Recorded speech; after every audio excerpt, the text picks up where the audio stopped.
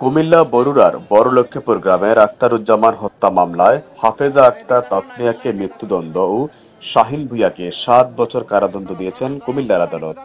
বৃহস্পতিবার দুপুরে কুমিল্লার অতিরিক্ত জেলা ও দায়রা জজ তৃতীয় আদালতের বিচারক রুজিনা খান এ রায় দেন।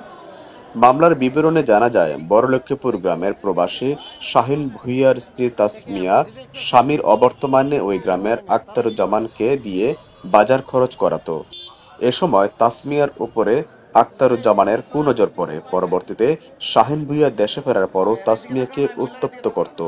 এতে বিক্ষুব্ধ হয়ে তাসমিয়া 2016 সালের 9 অক্টোবর স্বামী বাড়ির বাইরে থাকলে আখতারুজ্জামানকে ঘরে ডেকে আনে। এরই এক পর্যায়ে কাঠ দিয়ে আখতারুজ্জামানকে পিটিয়ে হত্যা করে লাশ খাটের নিচে লুকিয়ে রাখে। রাতে স্বামী স্ত্রী মিলে লাশটি ডোবায় ফেলে দেয়। এ নিয়ে নিহতের ভাই আবুল কাশেম একটি হত্যা মামলা দায়ের করেন। আক্তারকে 201 ধারা মোতাবেক 7 বছর এবং মৃত্যুদণ্ড উইথ 7 ইয়ার্স। আর গিয়া তার হাজব্যান্ড যে শাহিন ভূঁইয়া তাকে 201 ধারা ওই লাশটা লুকানোর কারণে তার 201 ধারা 7 বছরের কারা প্রদান করছে।